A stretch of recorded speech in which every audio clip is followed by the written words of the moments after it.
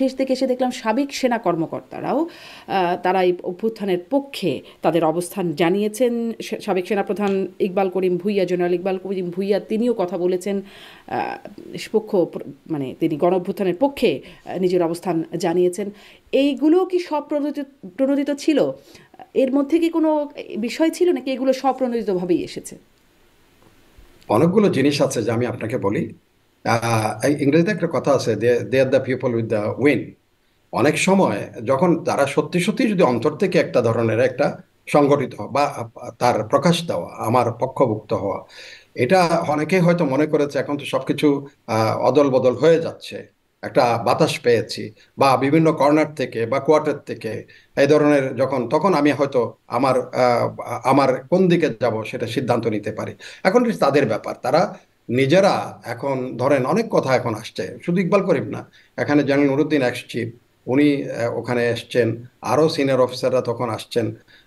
আমাদের একটা প্রতিষ্ঠান আছে rava, retired officers welfare association, সেখানে গিয়ে তারা সবাই মিলে অনুষ্ঠান করেছে। ইভেন কি এটা একেবারেই never happen in the history of Bangladesh. তারা কেউ কেউ আবার মিছিলও অর্গানাইজ করেছে, প্রসেশনে আসছে। তো এটা কখনো হয় নাই যে সাবেক সেনা কর্মকর্তারা কখনো মিছিল টিছিল নিয়ে বের হওয়া, এটা করা। বিকজ আপনি সবসময় একটা গ্যারিসন জীবনযাপন করা, সেখানে থাকা, একটা ডিসিপ্লিন লাইফ লিড করা, তার মধ্যে থেকে হঠাৎ করে রাজনীতিবিদদের মতো রাজনীতি রাস্তায় নামা, এটা কিন্তু অনেকটা আশ্চর্যের বিষয় ছিল। বাট এটা হয়তো অনেকেই স্বপ্রণোদিত হয়েছে, আবার অনেকেই হয়তো দেখেছে হাওয়ার সাথে তাল মিলানো, বৃষ্টি যেদিক থেকে আসে সেদিকে ছাতা ধরি, এরকম টাইপের হতে পারে। আপনি বলছিলেন যে রাজনীতিবিদদের মতো আচরণ। তা আমরা জানতে পারছি যে সাবেক সেনা কর্মকর্তারা একটি রাজনৈতিক দলও গঠন করার একটা প্রক্রিয়া আছে, সম্ভবত 26শে মার্চ তারা আত্মপ্রকাশ করবেন। ব্রিগেডিয়ার জেনারেল শামীম কামালের নেতৃত্বে দলটি আত্মপ্রকাশ করতে যাচ্ছে। এই সম্পর্কে কি মতামত কিংবা কি মূল্যায়ন আপনার?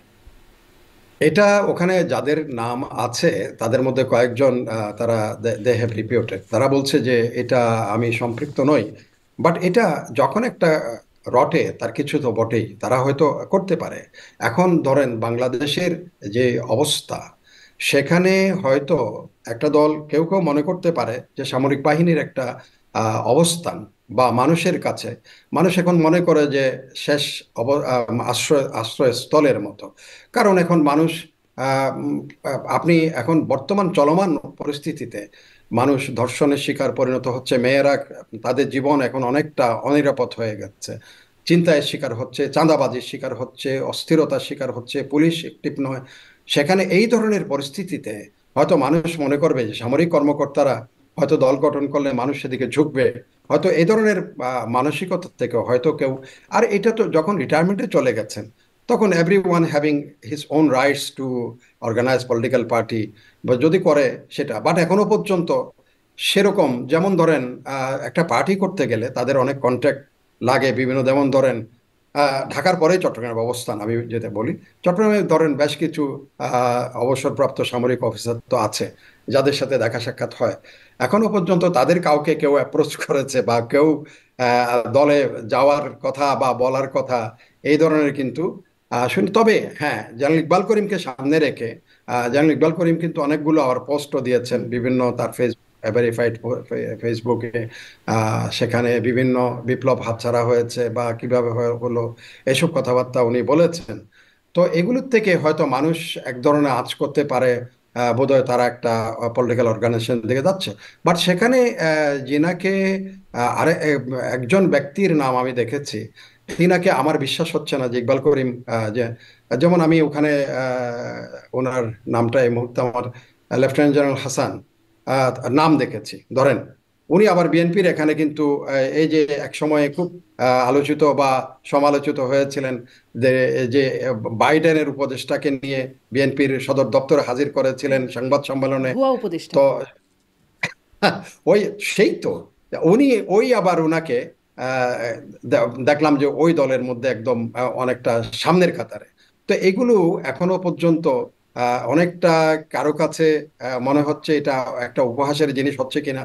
আবার কেউ মনে করবে যে এদিকে একবার আমি এই দলে, আবার ওই দলে, ওই দলে কি হলো, এত কিছু করলাম, প্রধান ইয়েকে নিয়ে আসলাম, অ্যাডভাইজারকে নিয়ে আসলাম, তাকে দিয়ে সংবাদ সম্মেলন করাচ্ছি, আবার এদিকে।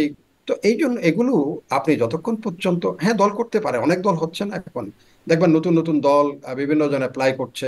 এখন ভোটের বাজারে আসলে তখন না মানুষ, সাধারণ মানুষ বিচার বিশ্লেষণ করবে, তখন বোঝা যাবে যে কার কত কি আছে না আছে আর কি।